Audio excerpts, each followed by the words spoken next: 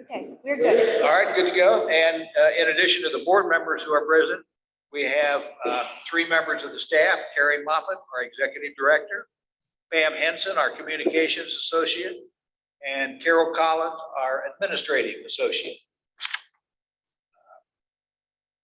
The process we follow each year procedurally is we have, as you all know, an annual meeting at the end of January. And at that point in time, the new board members are elected for that year. And then right after that, we have a election of officers for the year. And then we have, in the month of February, a retreat. Well, for a full day, we'll sit down and sort of talk about the association, the issues, the problems, and the things to do, the good, the bad, and the ugly.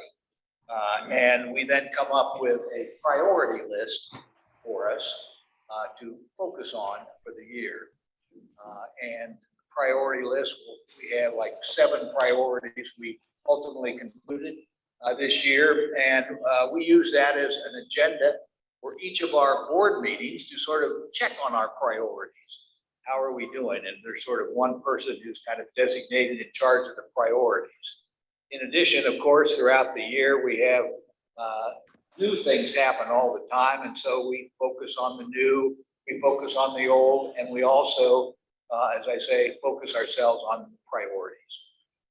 So we'll start today with talking about the priorities, what they are, and what we have been accomplishing, or at least working on trying to accomplish this year. The number 1 priority we identified at the retreat was cooperation. And by that, I mean work together with the village and the other organizations on the island to make island life better for our members. And then the people in charge of that, the directors who were in charge of that, were all of us. Everybody had that as their responsibility. So in discussing it today, I'll start off, identify what my knowledge there is, and then I'll call on others of the directors who equally have been working on that priority, cooperation. Myself, I'm most familiar with the working with the village first. We've had a lot of interaction with the village this year, in the first half of the year, and it's really all been very good. We've worked with connection with the ADA access, the American Disabilities Act access, in which there was a desire to have a new access, and that required a lot of involvement because it passes over the common area, and so we get all the members involved. Everyone has an opportunity to speak, participate, and significant involvement with the village. That was one area.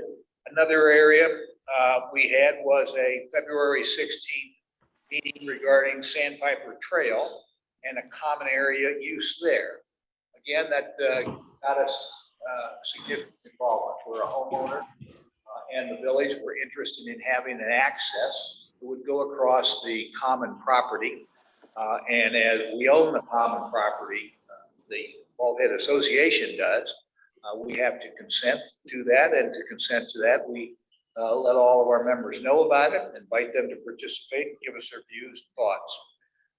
And in connection with that, we had significant involvement with the village. And again, very cooperative working relationship, which is delightful.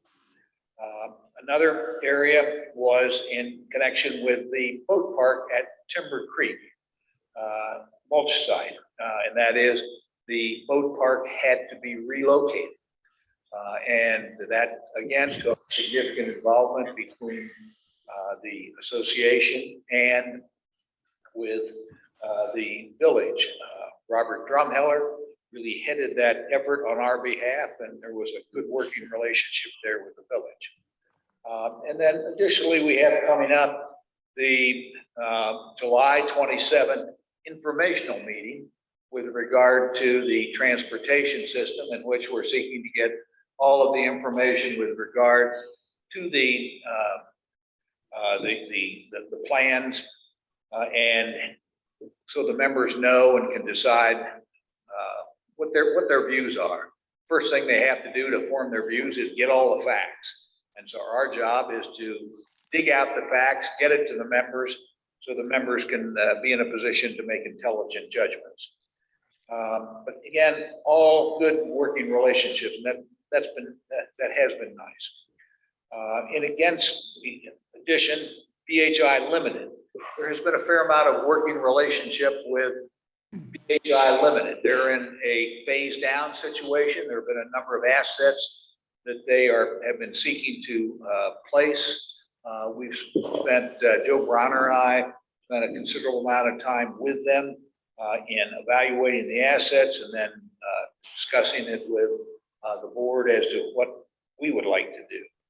Again, great working relationship with Limited and with Chad Paul in particular. And another related to an easement for the Portsmouth Walkway. Again, multiple opportunities to work together, all good. Robert, I think you also had significant involvement in working on this cooperation priority, didn't you? Okay, thanks, Alan. So we have actually three things that are going at the moment with the village. Alan mentioned the Timber Creek boat site redesign, moving the boat park and creating a larger laydown area in case we have a storm debris during the hurricane season.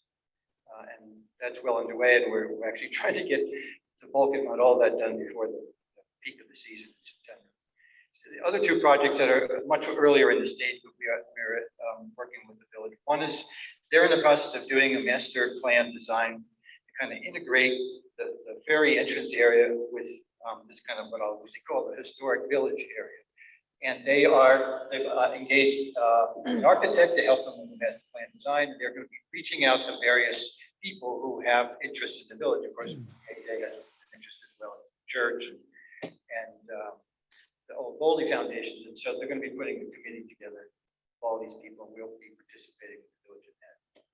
And then the last thing, we just started a project, and we're working with the utilities group at the village to see if we can make some improvements yet to be decided, to be finalized, but some have been discussed, to the dog park over by the site where the garden is at the moment. So there, as Alan pointed out, we do have a lot of things going on in a more positive working relationship with various entities in the village.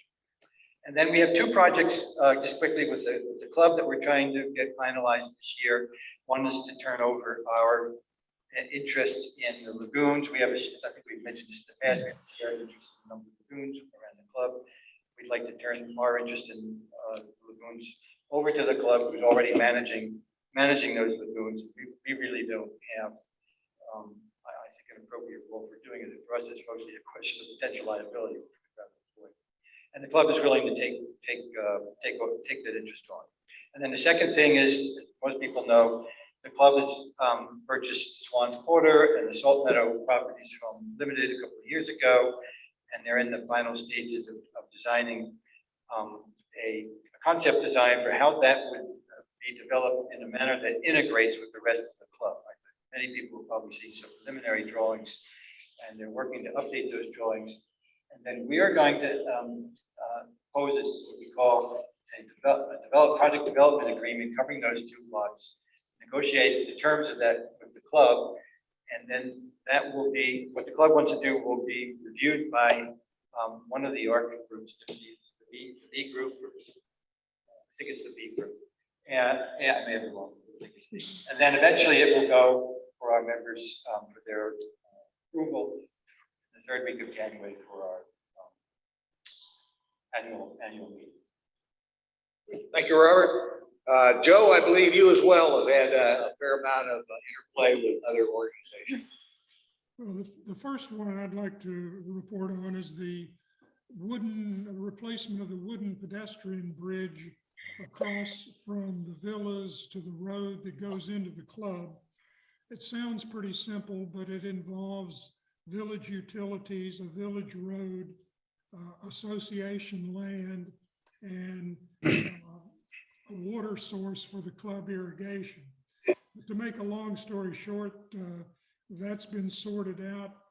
A wooden bridge is going to be replaced with an overpass. The utilities under that will be buried, but there will still be two pipes to enable the tidal flow and the pond flow to progress, and that will happen in the fall, I believe. And the second thing that I would like to mention is really goes back about 40 years. There's an old water treatment plant to the right of the seventh hole on the golf course that is on association property. It has not been used in Limited's tenure, or well, it predates all current entities on Bald Head. And it needs, it's a safety hazard and a large metal tank that really needs to be removed.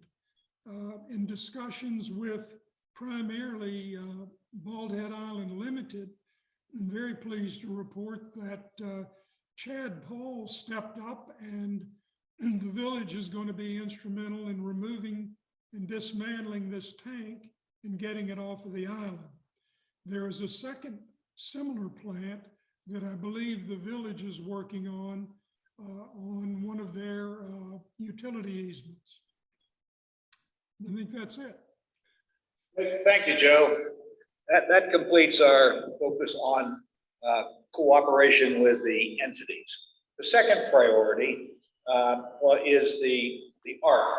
That is, our goal was to make the ARC process easier for our members, staff, and volunteers by simplifying procedures and providing better technology support. John, are you with us on the phone? Yeah, can you hear me, Alan? Yes, I can hear you fine. That's great. Thank you. If you would be kind of support in this area, I'd appreciate it. Sure. So in response to the large number of submissions that we've had this year, and for that matter, last year, we moved one employee, Mary Ann, over from compliance to reviewing submittals for completeness, so that Fran Pagliera didn't have to do all of that review, which has speeded up the process and helped us be better prepared for the ARC meetings with as many submissions as we're getting. We also ran several articles in the Island Report encouraging people to make sure that their submittals were complete when they came to the ARC, because if certain key data elements are missing, I mean, the submittal simply can't be reviewed. So we tried to educate our members on that. In addition, we hired Kim Van Dera, and she's been helping manage the Harbor Architectural Review Board, as Karen Mosteller has now actually retired from BHA, and also Middle Island ARC. And she does support for the BHA ARC with tasks such as final inspections and certain other compliance issues. And that's it on ARC. Okay, thank you, John. I think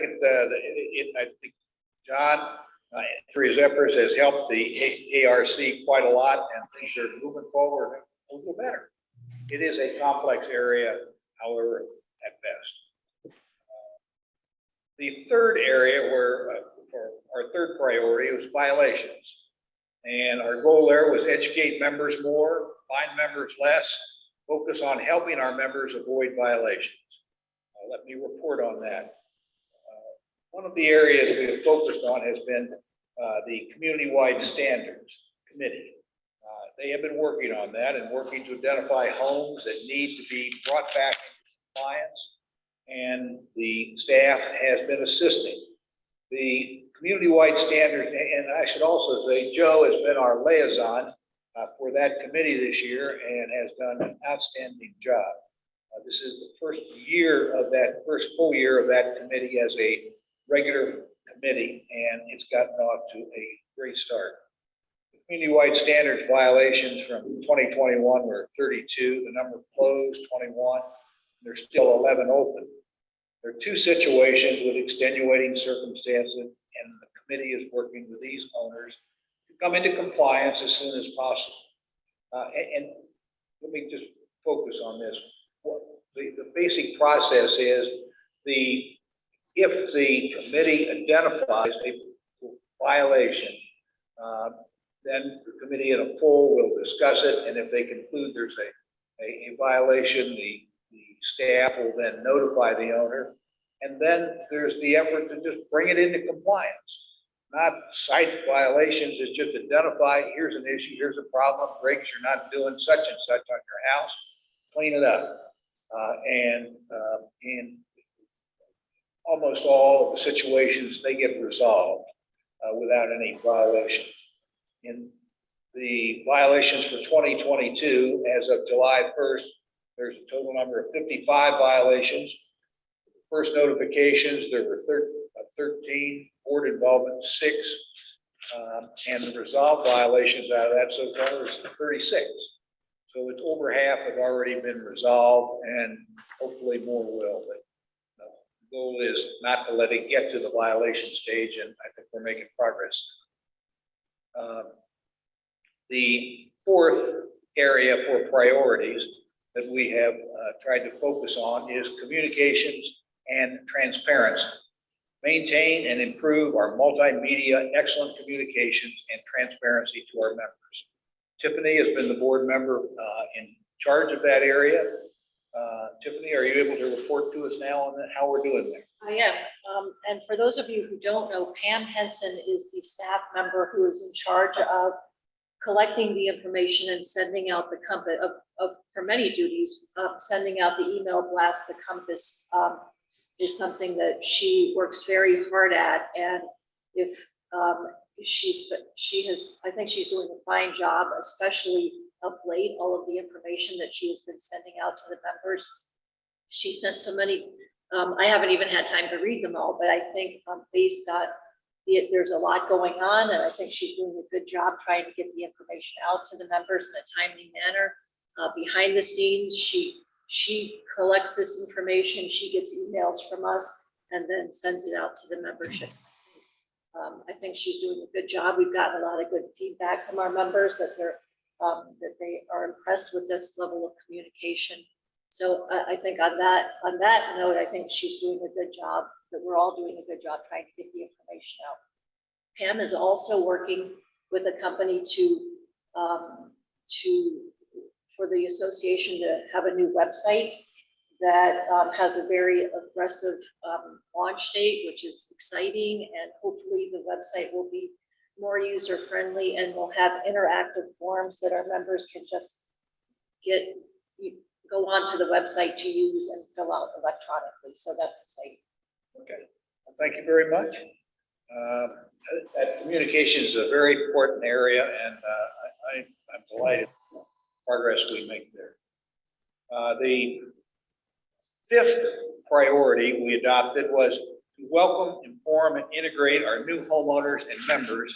The last 2 years have brought many new homeowners to the island. Our goal is to help them become part of our paradise.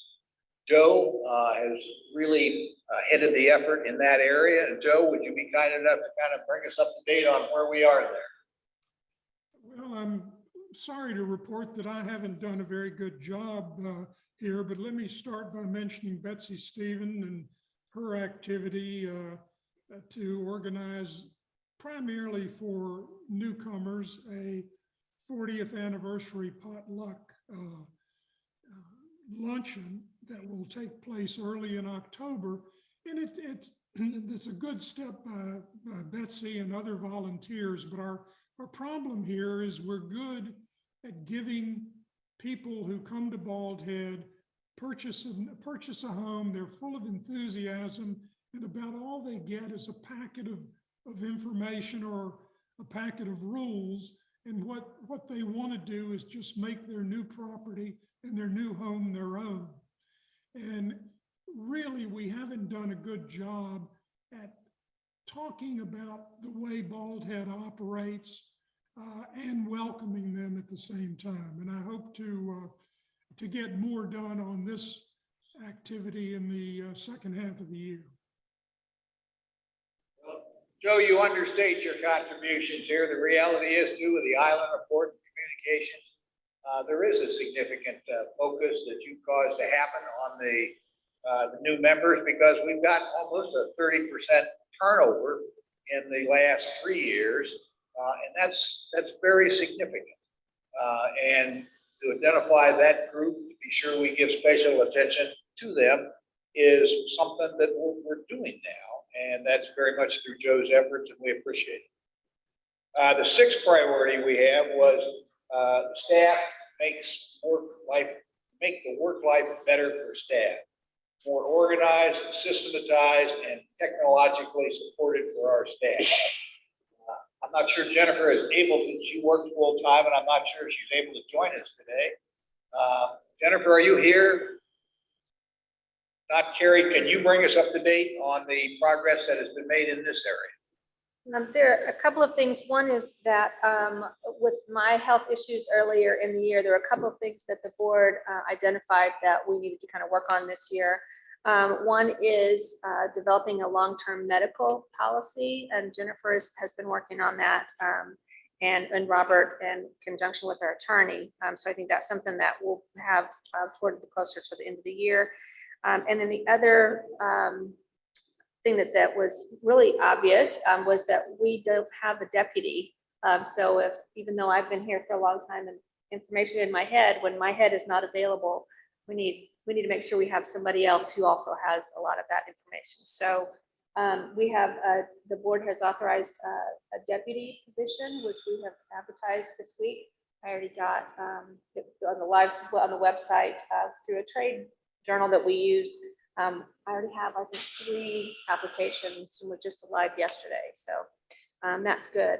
We also have one of our staff, Denise Idle, who is leaving us. She's retiring, and we have made an offer to her replacement, who has accepted it. So she will be starting August the 8th.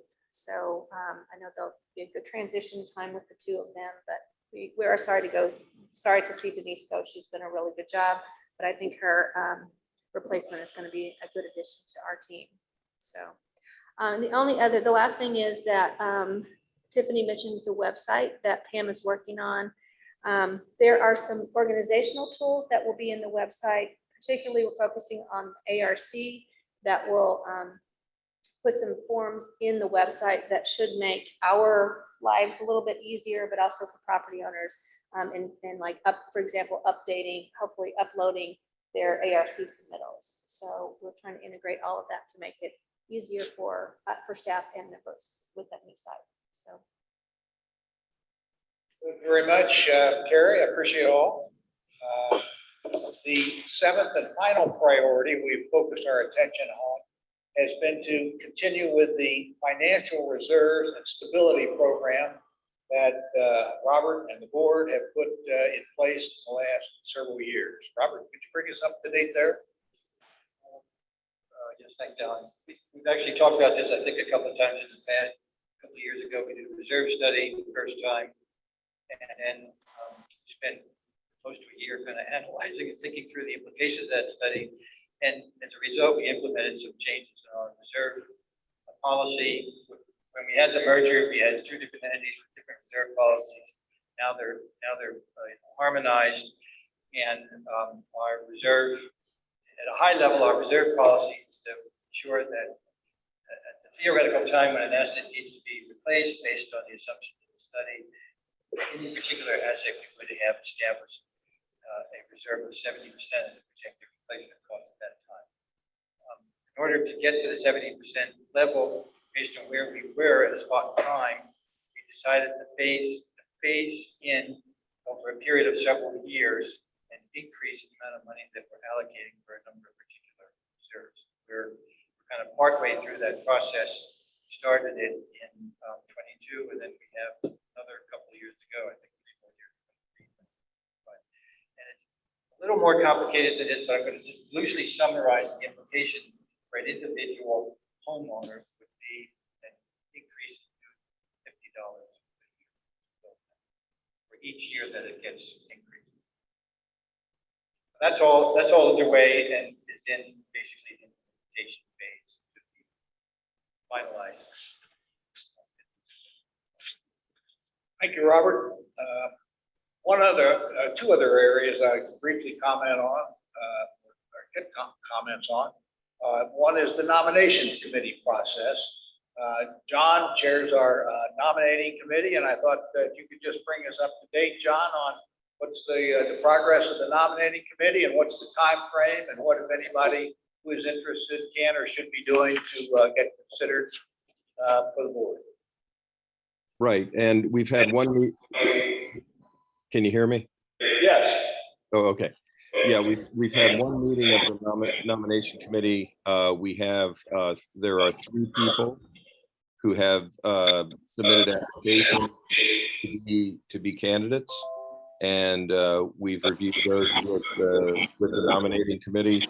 The cutoff is July 31st, so we're coming up on that.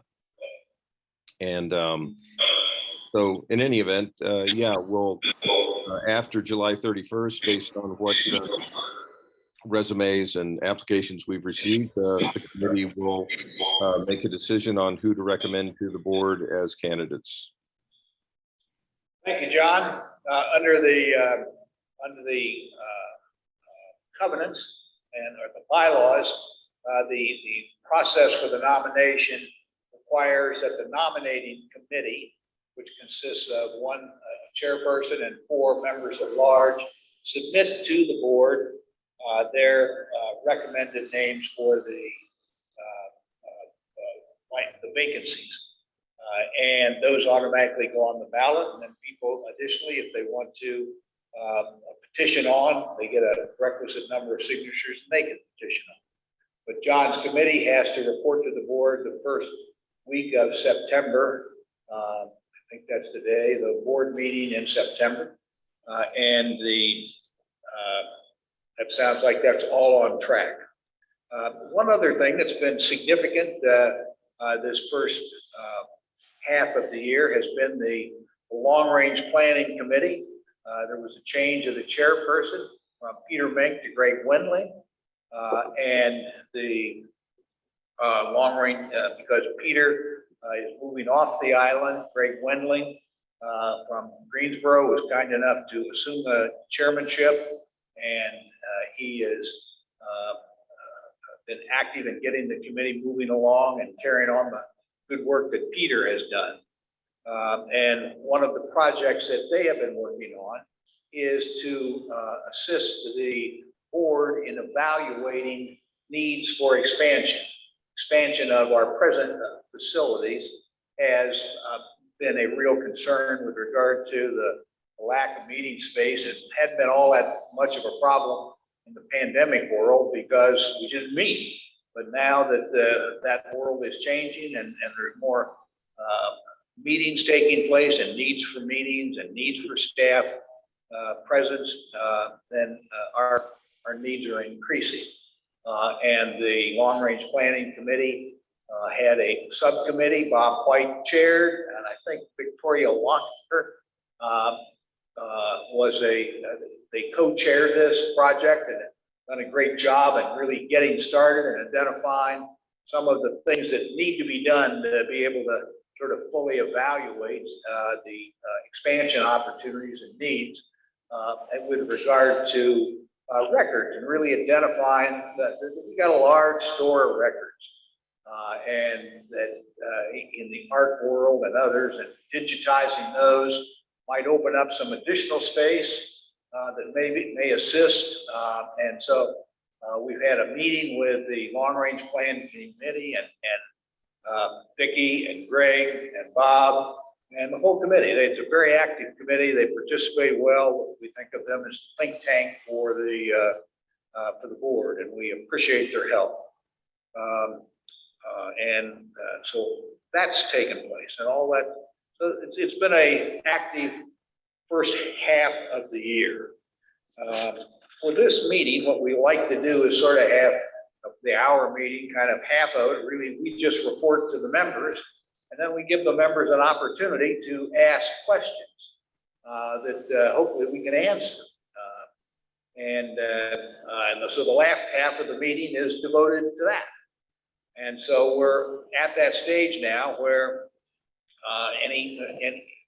all attendees can speak once, they mute themselves, and those who are attending via their telephone should push #6 to unmute themselves to speak. And we can have questions. Before I do that, let me just remind you of some, well, I'll do that at the end, kind of finish this off, but let's just take questions now. Anyone that has a question, please speak up if you're here present.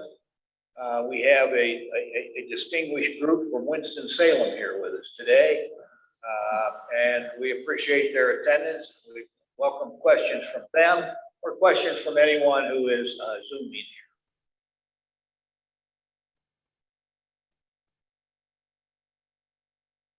We can sit silently for a half an hour. Hear the sounds of silence. Well, I have a question, if you can hear me. Yes. This is Jeff Kenny, 3 Grove Court. Wondering what the BHA's role is going to be in helping address the commercial building moratorium and the resulting outputs from that? I'm happy to address it, although I don't really have much of an address at this point in time. We have not, as a board, discussed that issue as to what our role will be. We're happy to entertain any thoughts or ideas or suggestions you have, but that area is just developing, and we haven't reached a position yet. Do you have any views? Well, yes, but I do believe that the board or a committee on the board should have some involvement in helping steer, because the inconsistencies between residential and commercial are pretty significant, if not for reality versus what's on paper. So I would encourage the board to take an active role, knowing that it's still premature, but. Good, thank you. I appreciate your suggestion. We will definitely consider it and move forward, whatever extent makes sense there. Hey, Alan, this is John Kenny. Just a brief explanatory note. There are properties on the island where the covenants of BHA apply, and then there are properties where they don't apply. Most of the commercial properties, BHA does not have any kind of authority in terms of our covenants and guidelines. There are a few where we do. For the most part, those are governed either by BHI Limited or by the village. Just for clarity, just wanted to say that. Yeah, I'm very familiar with that as well, but maybe you're talking to the broader audience who may be listening, but there's a dichotomy of rules there. Even if the BHA does not have authority, which they don't, I acknowledge, but they should have influence in creating, helping shape whatever's going to be done going forward, in my opinion. Yeah, fair point. Thank you. Thank you, Jeff. Any other questions?